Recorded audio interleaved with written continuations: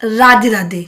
जैसा कि मैंने आपको कल बताया था ना कि मैं एक वीडियो और बनाऊंगी जिसके अंदर मैं आपको शादी टूटने की दूसरी वजह के बारे में बताऊंगी।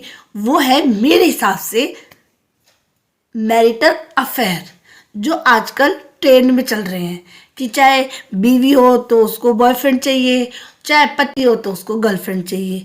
पर मेरे तो आज तक ये समझ में नहीं आया कि ऐसी नीड पड़ती क्यों है, क्या जरूरत है ये चक्कर चलाने की, मैरिटल अफेयर करने की।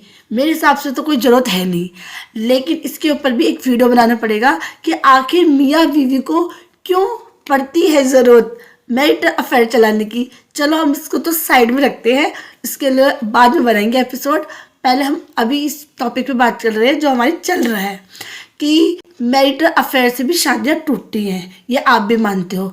लेकिन मैं ये कहती हूँ चलो कोई बात नहीं, अफेयर चल जाता है तो एक मौका तो देना चाहिए, चाहे लड़की हो या लड़का हो, दोनों को एक एक मौका मिलना चाहिए। इससे क्या होता है कि आप रिश्तों में इतना लंबा आपका रिश्ता चल रहा है, उसके बाद आपके इस ये रीज़न की वजह से आप एक दूसरे को डिवोर्स दे देते हो, तो ये भी सही नहीं है। लेकिन मैं आपको एक बात और बोलती हूँ कि जैसे एक धागा होता है ना, धागे में गांठ पड़ जाती है तो उस गांठ को हम सुलझाते हैं, ना कि हम उसको तोड़ते हैं। कोशिश हम उससे सुलझाने की करते हैं। इसी तरीके का हमारा रिश्ता होता है, धागे की तरह, बहुत नाजुक, जिसको हम बहुत संभाल के हमें एक एक चीज़ करनी पड़ती है। आपको पता है ना, जब शादी होती है तो किसी किसी के हाथ में वो धागा बनता है, उसको फिर हम गांठ खोलते हैं, तो वहीं से शुरुआत हमारे इस चीज़ की समस्या की हो जाती है, समझदारी की, कि आप में कितनी समझदारी है। इसी तरीके से मैं आपको बोलती हूँ कि आपको क्या करना चाहिए, आपको एक मौका देना चाहिए। बीवी हो या फिर पति हो, दोनों को मौका मिलना चाहिए।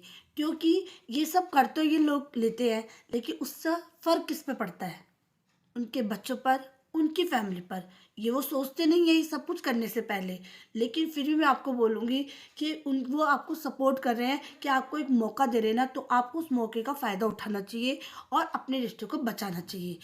ज़रूरत नहीं है ये सब चीज़ें बेकार की होती है, क्योंकि लाइफ टाइम में सिर्फ मियाँ बीवी एक दूसरे के काम आते हैं। मैं ये नहीं कहती कि हर बंधन में बंध के रहो, हो सकता है कि किसी की और कोई प्रॉब्लम हो। मैं तो सिर्फ अफेयर की बात कर रही हूँ कि अगर अफेयर अगर आपका होता है, उसके बाद अगर आपको मौका मिलता है और आप अपने पति और बीवी के साथ जो भी है रहना चाहते हैं, तो प्लीज़ रहिए और इस रिश्ते को निभाइए। और आगे तो देखो, तीसरे टॉपिक में हम बाद में बात करेंगे कि क्या हो सकता है। लेकिन अभी जो चल रहा है मैं उसके लिए आपको बोल रही हूँ कि गाइस प्लीज़ टचअप कीजिए और डिवोर्स ना कीजिए। बाय बाय गाइस, हम तीसरे टॉपिक पर कल परसों बात करेंगे। बाय।